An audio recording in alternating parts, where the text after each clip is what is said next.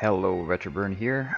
This is another 15 to 50 video in which I play a video game for 15 to 50 minutes, and this time around we've got Antharion by Orphic Software. Those dudes were kind enough to give me a free copy of this game to play with, so thank you, Orphic Software.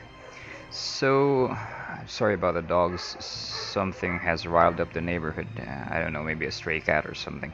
Anyway, this is turn-based RPG in which they claim that this has a living, breathing, open world system where you can do everything you want. Hopefully, we can go Skyrim style and place buckets over merchants' heads. I don't know.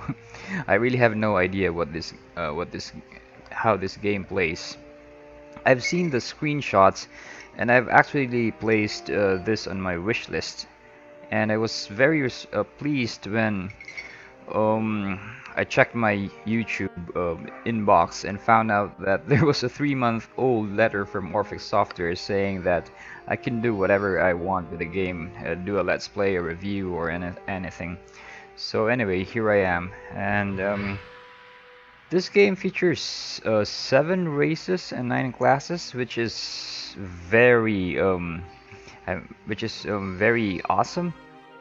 But I'm kind of leery about the 15 skill system. I think that's an awfully small number of skills to play around with. But anyway, with the 7 classes and 7 races and 9 classes and 15 skills, this game sure has a lot of replayability going for it. So anyway, let's start. Wait, there are no options menu, right? Start, load, credits, quit. So we can change the resolution, which is quite a shame. Though I've read in forums that some of them have managed to tinker with the resolution. I don't know how they did it. I've got to do some tinkering around with, asking around in the forums how they did that. But anyway, we have the character generation screen, and we have a 4-member party, and the first thing I've noticed about this game is that while the background is very much impressive, I think there's ambient lighting and the textures are very well done. I kind of don't agree with the art style of the characters. It's somewhere between a chibi and realistic. Like, it doesn't know where it wants to be. Like, do you want to be a chibi system just like Golden Sun, or do you want a more realistic 2D sprites?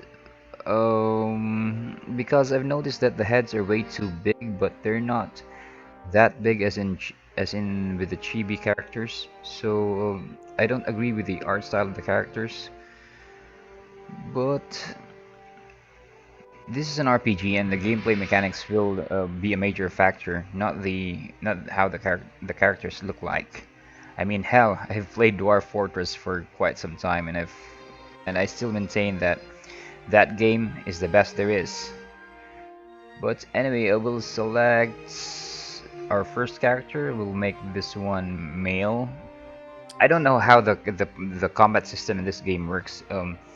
I don't know whether the first character will get the first chance to strike, or does this have an initiative system? I don't know, but anyway, regardless, I want the lead member to be male because I don't know. I'm not being sexist, but I'm more comfortable that way.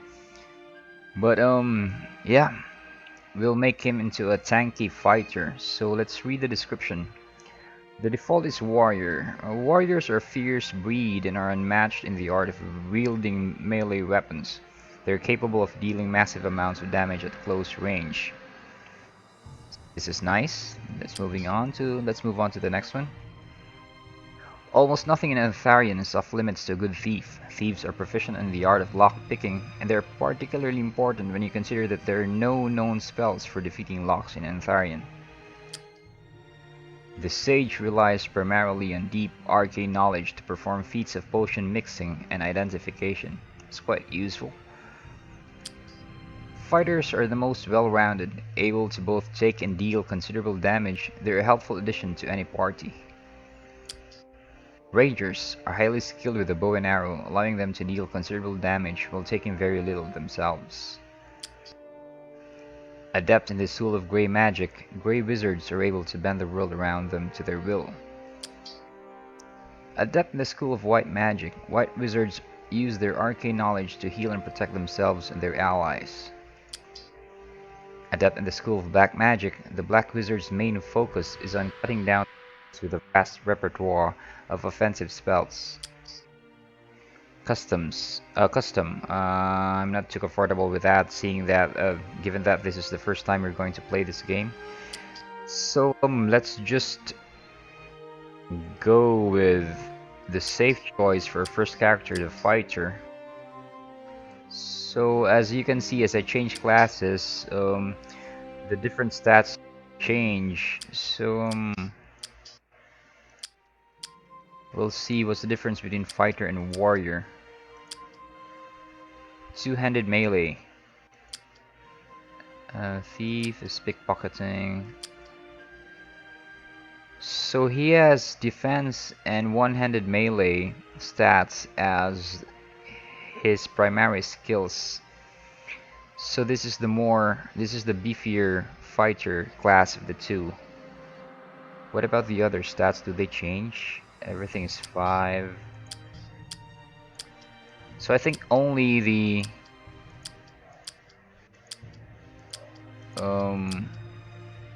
primary stats change. That's a whopping 25 points right there for just a two-handed melee skill. But if we go with fighter, yeah, the skill points distribution is the same, given that the default is 5, so they spread out the 20 points between one-handed melee and defense. So let's pick this one. But I'm not too comfortable with the undead class. Oh, there's a description. So, the undead are an ancient subterranean race living mostly in cold, dark places beneath Antharion's surface. Among Antharion's population, they're objects of much curiosity, sparking numerous mythologies and folk tales. Okay, we've got that. Wolfkin. Hailing from Northwind Province, the Wolfkin are a strong race built to stand up against almost anything. They make excellent warriors and fighters due to their hardiness. Human. The most politically adept of the 7 races, humans have ruled Antharion since the uprising. Their mild disposition makes them one of the most balanced races. Felmer. The Felmer are a subterranean race of misfits. They're looked upon with suspicion by the other races. Felmer tend to make a living as criminals and bandits. As such, they make excellent thieves and archers. Historically the most dominant race, orcs were recently deposed and now find themselves set as outcasts in an increasingly modern and liberalizing society. What they lack in brains, they more than make up for in... this is a typo right here. I think that's brawn. That's not bronze. So devs. Anyway, orcs make first-class warriors. Elf, the oldest of the 7 races, elves have populated the forests of Antharion for thousands of years. They make excellent rangers and magic practitioners. Necrophil, a magical race, the origins of the necrophils are unknown to all but their creators. Their otherworldly origins make them well suited towards the black arts. So we'll have to decide which race will our first character take. So we're going to take the tankier of them all. So we have Wolfkin with 46 hit points, Strength 20, Dexterity 10, Constitution 20. What about Undead and... Wait. Wolfkin, Dexterity 10, Intelligence.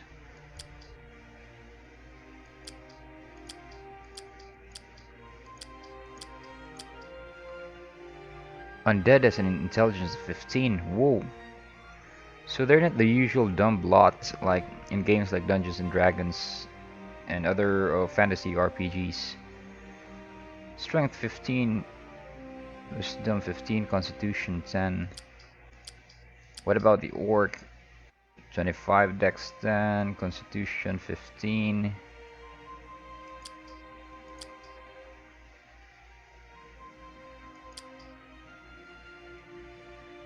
20, 10, 20.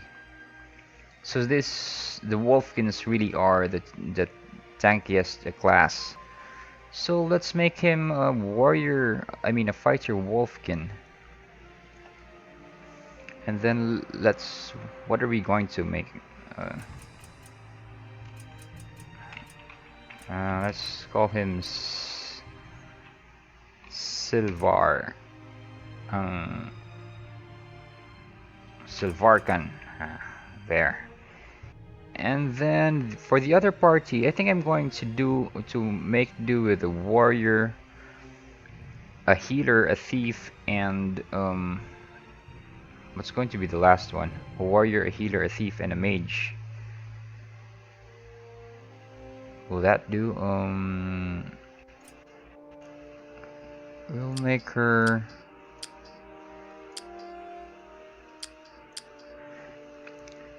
But I'm going to choose classes and races that are more unique to this game so that we can show off the game's feature rather than choose a safer alternative like the usual fighter, thief, healer, and mage combo. So we'll pick a sage. Hello. So picking sage will guarantee that we will have a creator of potions and an adept at identifying what I hope to be magical items that we'll hopefully find in the game. So we'll click Sage. We'll make her female and intelligence 20.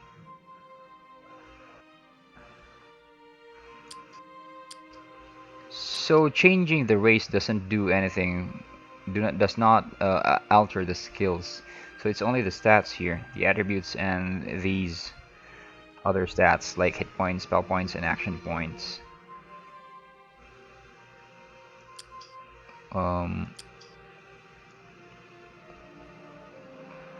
15 wisdom. I have no idea if I mean these skills. I have no idea what they're dependent on. Like in the game Dungeons and Dragons, certain skills are more dependent on specific attributes. Like say if with physical feats they're more dependent on strength, and lockpicking is more dependent on dexterity. So I don't know what the gameplay mechanics are behind the UI. So I'm playing this blind. So I hope I'm going to make the right choice in picking out the best mix of class versus race. So we'll choose. Shall we choose elf? Dex 15, wisdom. We need to have someone with high wisdom and intelligence for a sage, I think. So 2010, 15.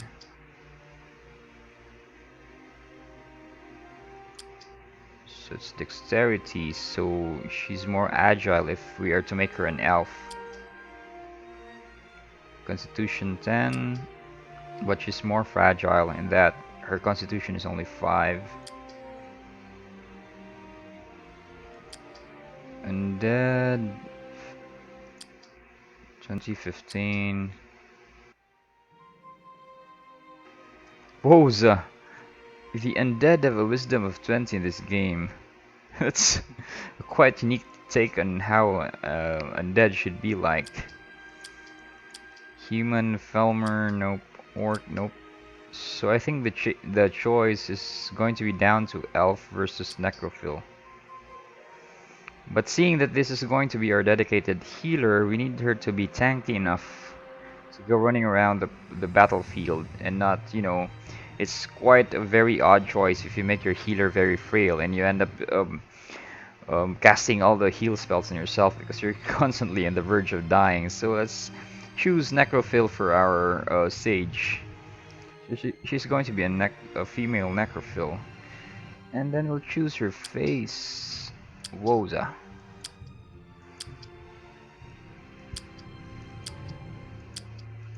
We'll make her that old, just for the lulz. And then we'll choose a thief for a third.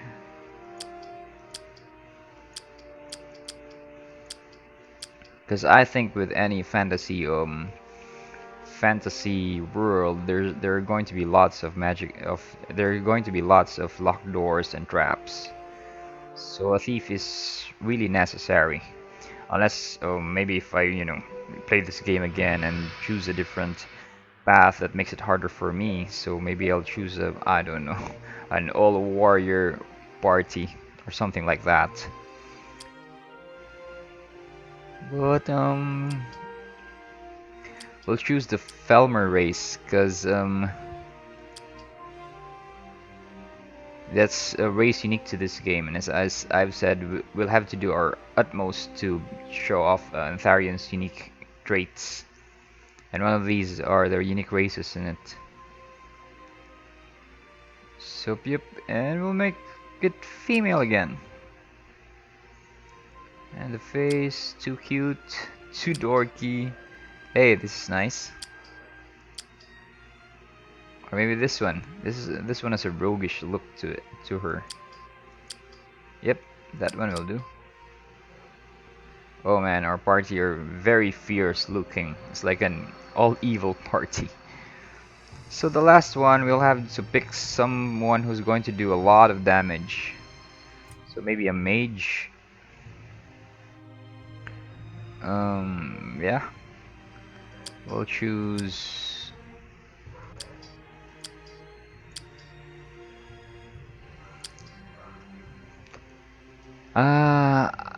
I'm hoping that the White Wizard also has spells that do AoE, like, I don't know, maybe divine stuff. Like, in Avernum, there's this spell that's called Divine Fire, and it's made up of holy power, and you call down bolts of fire on your enemy. So I hope that the White Wizard has this.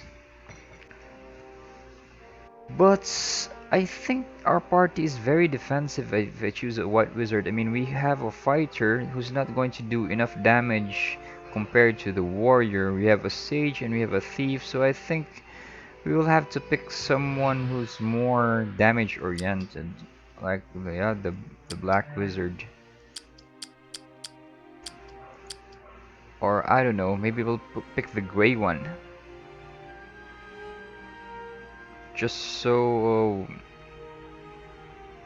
But maybe this is necromantic spells.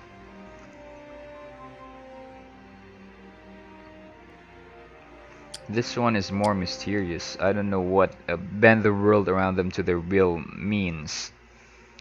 But yep, let's pick this one just for the lulz. YOLO. So we'll pick another race. We've got Necrophil, Intelligence 20. Elf, it's 20. Necrophil, so we'll choose an elf, I think. Or shall we choose a human? No, it's intelligence then. Nah.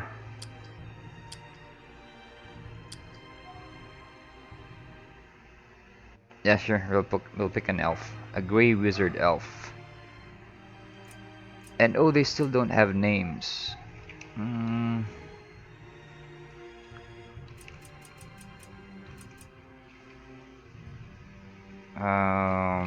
What's a good female name for someone who looks as horrible as this one?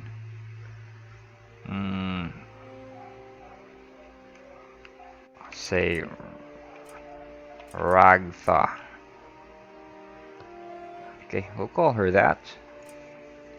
And then we'll call this one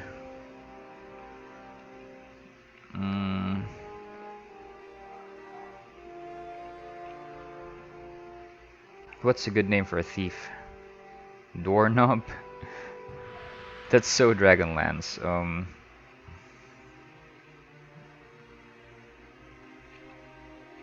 Wait, let's idea.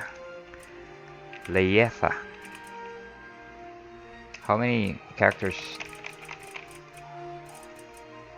Let's just call her Leyefa. This one. Mm.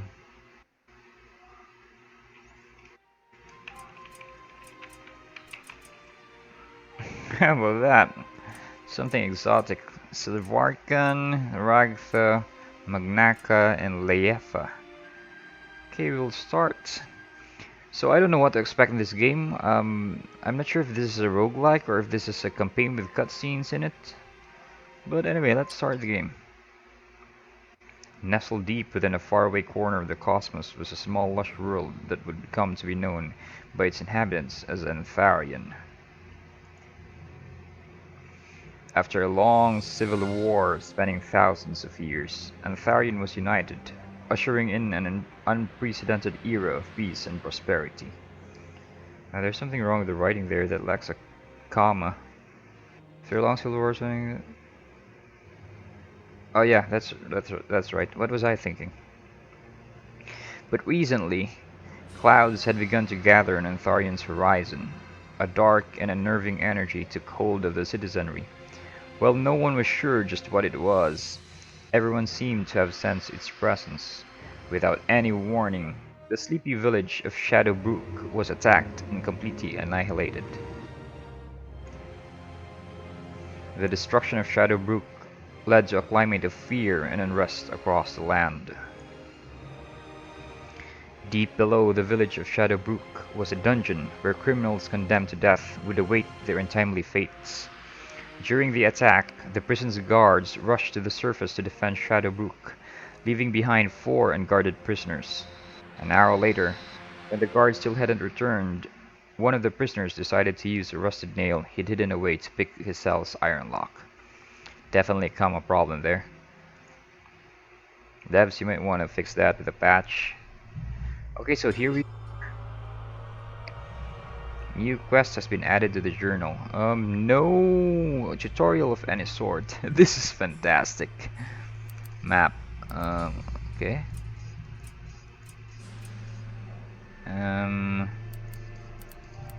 Drag. We don't want to do that. Okay, so alchemy. Okay, so we can create knights. We can. This game has a crafting system. It's pretty good. What is this? Stats. So we can. Okay. At the top of the stats interface are 2 tabs: General and Skills. When your party levels up, each of your party members receives points to allocate to attributes and skills. You can mouse over each attribute and skill to get a detailed description of them. Okay, right click to dismiss. There you go. So this is more like Mythos than Dungeons and Dragons in that you're free to improve what skills you wanna. So you're not really what's this fenced, walled in into modeling your character in the class that the game wants you to follow. So if you click on that, yep, there you go. But I wish that if you just double click the stats, a window would pop up. That would make it simpler. So you have quests, escape the dungeon. This is your journal where all your active quests are logged. To read a detailed description of a quest, click on its header in the top window. To see your completed quests, click the Finish tab. So obviously this doesn't hold anything. You can even click it. So let's click on this one. Right click to dismiss. Okay, find a way to escape this place. And go to sleep. No, we don't want to click on that because I don't know if this game has a time limit. Spells. This is your spell book. You can select spells from various magic schools by clicking on the tabs at the top. Okay. To cast or ready a spell, simply left click its button. You can also right-click a spell to select it and then drag it down to any of the spell quick slots at the bottom of the screen. That's handy. Use spell quick slots can be deleted or moved by right-clicking them again. Once a spell quick slot is set, you can use the number hotkey displayed to quickly cast it. Okay, got that one, so we don't have anything there.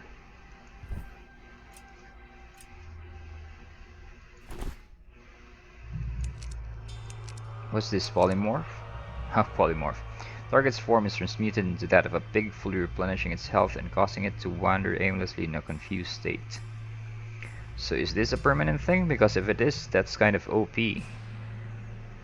Can you cast it on teammates who are dying? Because if so, the fully replenishing its health bit would be very useful. If it's only a temporary debuff. So inventory. This is your inventory screen where you can manage your party's equipment. To select an item from a stack, hold shift and left click. Okay. You can give items to other party members by selecting an item and then clicking on another character's portrait or in-game graphic. To use an item like a potion or a book, just right click it. Notice the maximum carry weight in the bottom right corner. There you go. If this number is exceeded, then your character is encumbered. Oh, she's such a wimp. 48 over 55. Very limited.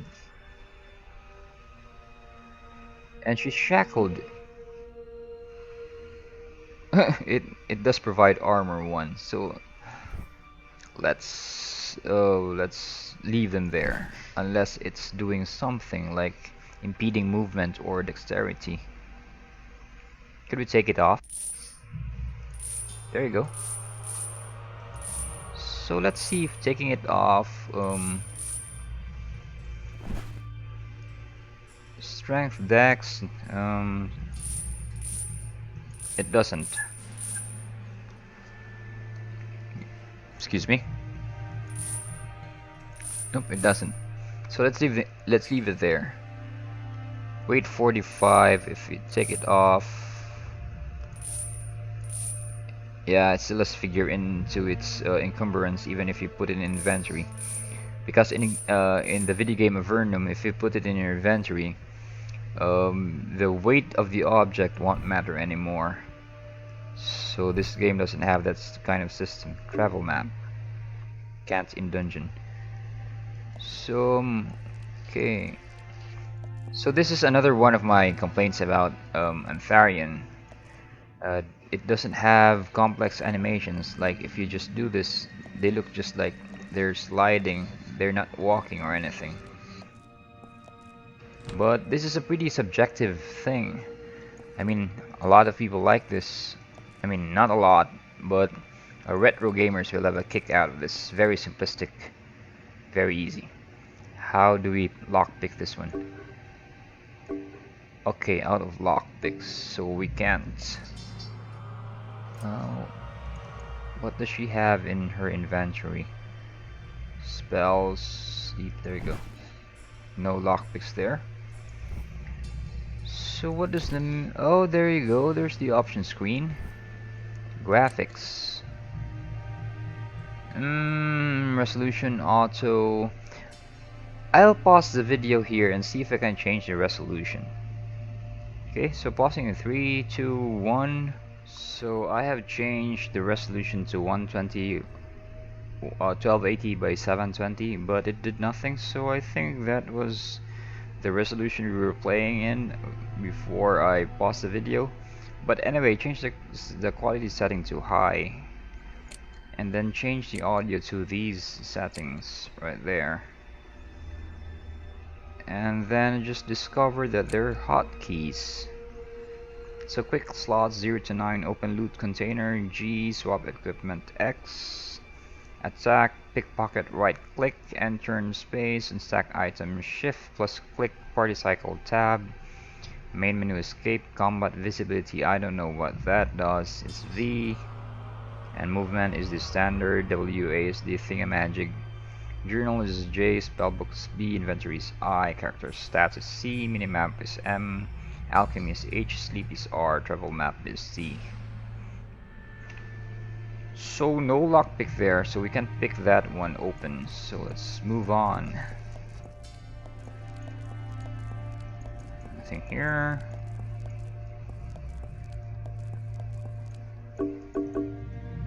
Open from elsewhere, so no dice.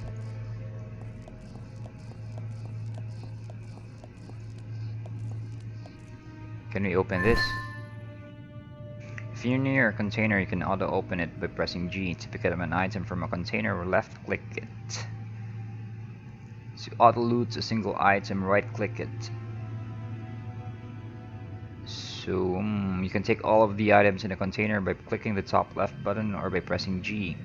If a container is owned by someone else, then any items in it and their description will appear in red. Placing items in a container that you don't own is not recommended, as it may result in those items going missing over time. Okay, we've got a torch.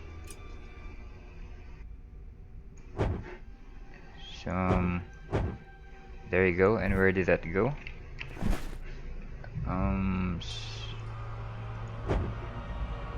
Arrows, cape, weapon, shield. There you go. That's cute. Nice.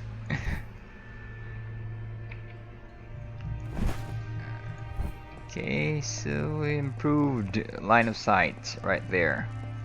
So as I've told you, this game has impressive ambient lighting effects, considering that it's a retro thing, so no lockpicks. Oh.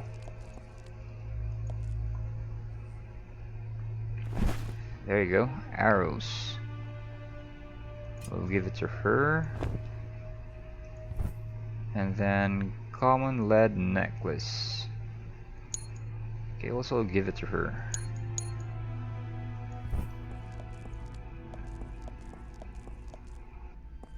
Nothing here. Combat.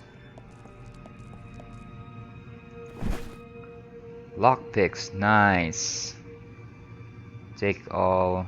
Okay, let's do that. So it's in her inventory, right? Yep. So what happens if I... Will the torches run out? I have no idea. I'm checking. Doesn't say. So I'm guessing this is the holy perpetual torch of never-ending light. Aha! Nice. So, yep. Plain robe, clothes, armor 1, weight 5. The same armor value, but they're very heavy compared to this one. That's ×2. So let's have all our warriors wear the plain robe. There you go. And then here,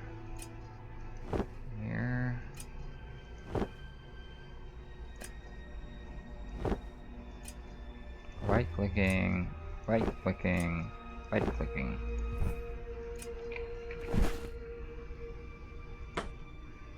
shield. Haha. Armor 1. But yeah, what the hell? He'll look better. And footwear is where? Okay. That's weight 45. Weight 0. Same armor. So this is the more superior item. We'll see if we can sell this in towns that will enter. So let's not drop these yet.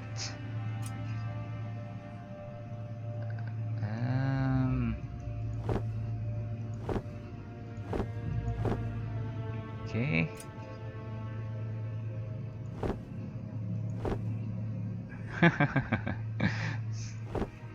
Cute. Okay.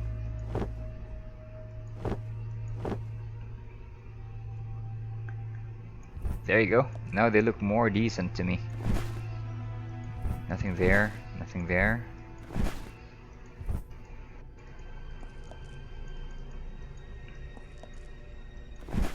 Whoa! Hoo, hoo. Okay, longbow. Range damage 3. Obviously, we'll make her... Okay, she's now encumbered.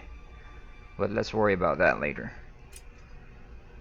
Two-handed damage 3. Okay.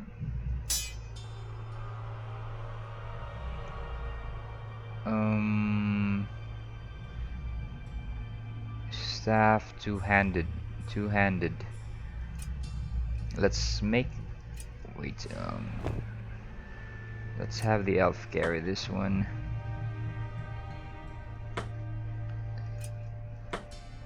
Whoa. And... yeah, sure. So I think the... what do you call them? Manacles have to go. Yep, they really have to go. 6 to 3. Okay, so how do we drop this? Okay, there you go. Drop.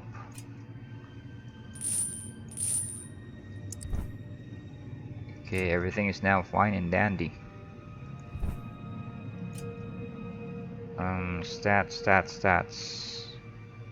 You know, it would be helpful if once you hover your mouse, the hotkey would show. Instead, I have to go back here and see what the stats is C. Okay. Character stats is C. Hit points, strength, skills. Unarmed is 5. So they're really inexperienced in the other areas except for their strengths, their forts.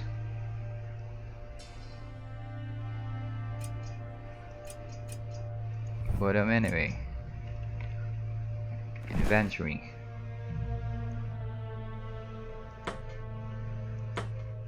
We'll have her pick that, and arrows. There you go. Okay, nice. I think we can share, right? So that's shift click. So like say 10. Okay, there we go. Now we have 2 archers.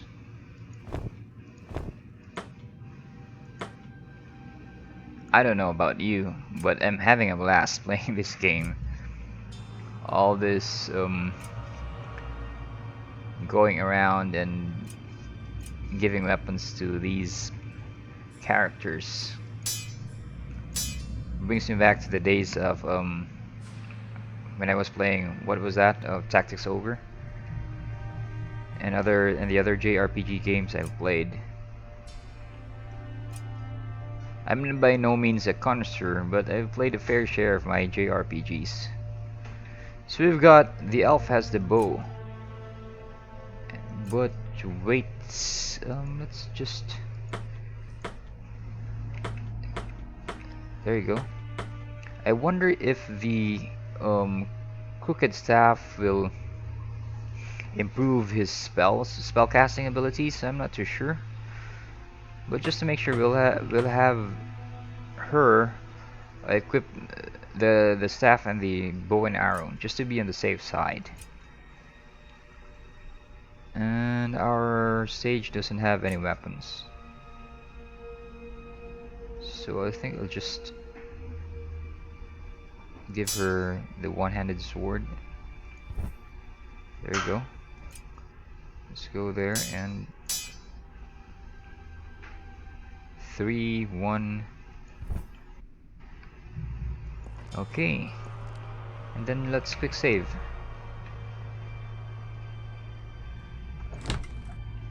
I think that's the switch that's going to open the metal gate we've seen earlier that opens up from somewhere. Okay, we'll use our lockpicks. How do we do that? There you go. Alright. Aha! An encounter, I hope. What? Who are you? What do you want with me? Okay, we're here to set you free. Freedom. It has been so long I've almost forgotten what it means. I shall wait here for a bit so as not to arouse the suspicions of the guards. Then I shall make my escape. Okay, good luck to you, sir. It has a value. Okay, we'll take this. Give it our sage. And the gold. Garbage. Okay, it's not going to offer us any more information, so let's get out of here.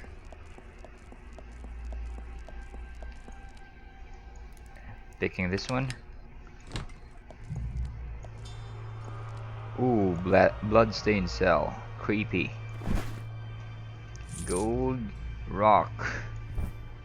Oh man, we're wasting lockpicks and rooms that don't have much in the way of items. So there you go, the gate is open, but let's explore further. I think we saw 3 rooms that were locked. I'm not too sure though. Okay, so there are only 2 rooms that were locked. Anyway, freedom! And we only have 7 more minutes. Whoa, coffin. Can't be manipulated, so... Okay, nice. Our first combat. You are now in combat. One by one, your party members will take turns. After your party is finished, all other creatures, friend or foe, will take their turns. Also, there's going to be a battle where you're going to have allies outside your group. That's nice. A turn is finished when you run out of action points. The little green dots underneath your player's portrait. So I'm hoping that this game will have an upgrade system where if you level up, the action points will increase, and I hope that certain races will have more action points per level up, but I'm not too sure. Walking one space or using a potion consumes 1 AP, while attacking or casting a spell uses all of your remaining AP. Okay, so this has a system like Antharion, where if you attack, you lose all your action points, unless you're hasted or slowed. Your total amount of AP is based on your character's dexterity attribute. Nice. If you wish to end a character's turn early, press spacebar. That should be press the spacebar.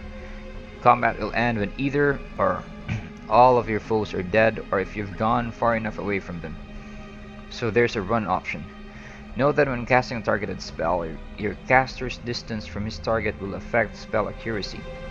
Hitting V in combat will toggle combat visibility mode, which makes it easier to see the positions of your foes. You can also enable the combat grid in the gameplay options menu. Okay, so let's press V. There you go. So only the active character will show. So let's attack. Let's go here. Can't attack with torch. There you go. Alright. And this one, click here. And then, spells. She doesn't have any. So, we'll just carry out of danger. This one, 74%. That's good enough. There you go. Oh, this one's still alive. I was so careless. It's their turn. Ouchie. These guys hit hard. Go. And then... missed. What? So let's get out here.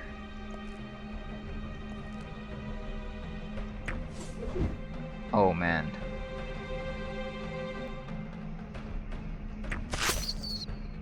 Okay, he's dead. Holy shit, this game is brutal. We're dying.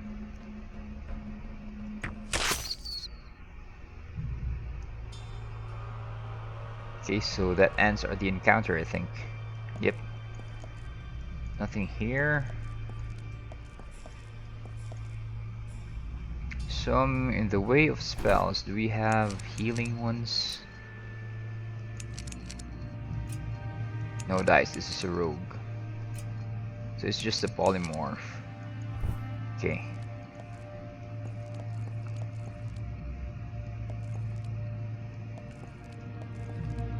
We can't pick the swords. Alright. Value 11. Let's see if we can take... ah, crap. Just drop these.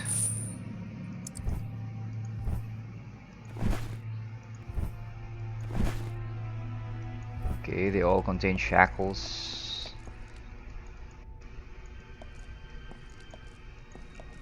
Can we now? No.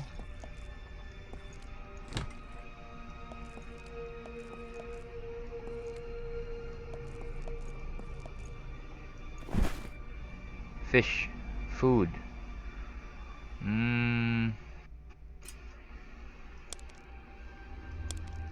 We'll give it to our tank. So if I eat this, will it heal my character?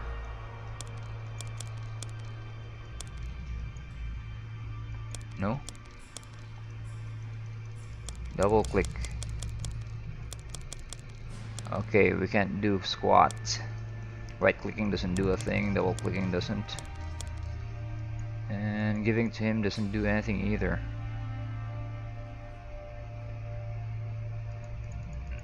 Okay. So it's there to stay. Hopefully we can find a use for it later.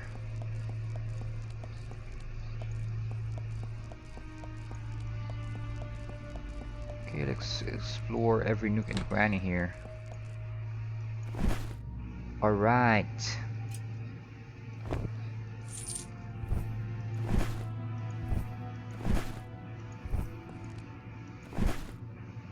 Okay, another torch.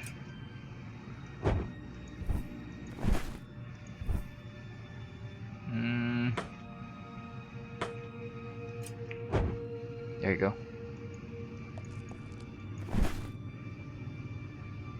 It's an ingredient. Give it to our sage.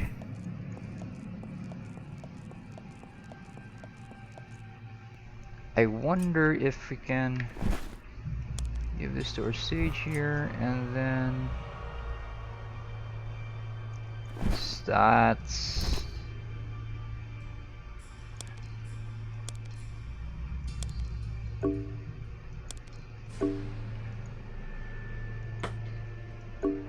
No? No?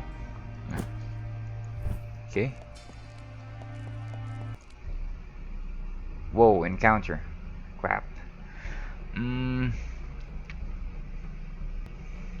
We should act smart. 24, 23. So let's have them approach. Pressing space bar. There you go. And then let's see if we can hit them. Yay!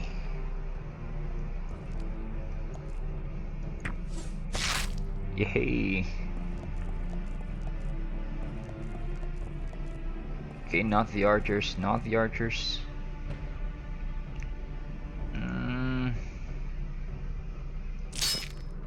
Alright. It's still alive, what? So we'll put some distance. And then let's attack that one. It's dead. Put some distance here. And then let's polymorph the bastard. Oh, what? What did that do?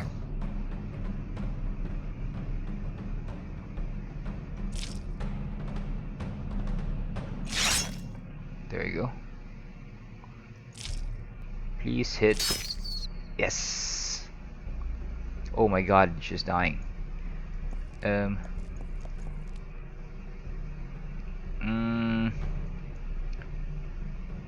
It doesn't have any wounds, so if you can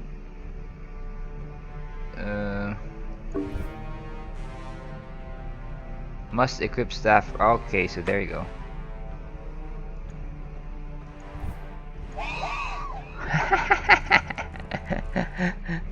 You just wasted your turn, sucker. Okay, so attacking transform ends the spell. So let's keep that in mind the next time. Putting some distance again. Alright.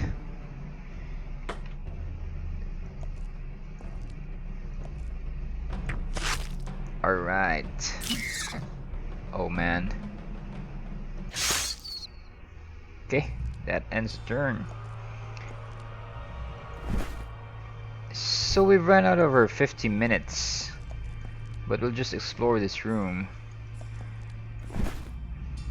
Gold. There's another food right there. How do we heal?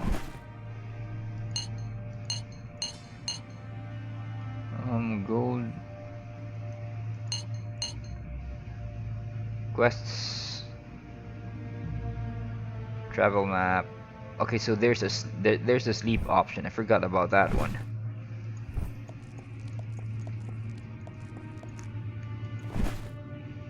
$15. So we'll save here and then we'll sleep.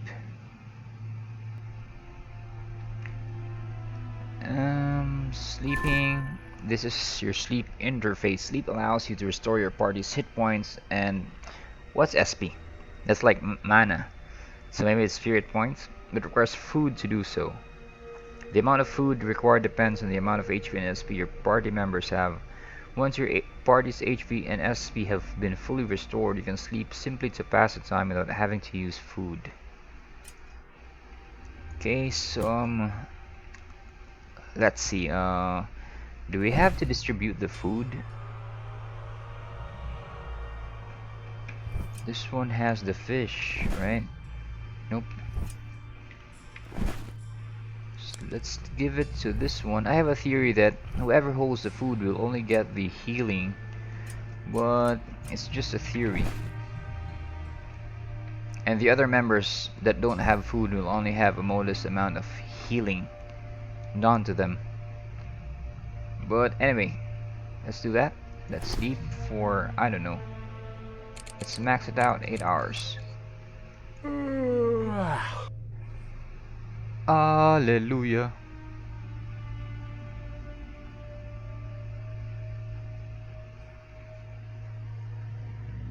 This is pretty boring. The game should skip that. That's a very bad idea. What was that game? What was the last game I played that had a sleep option? I think this Elder Scrolls 1 Arena. Yep.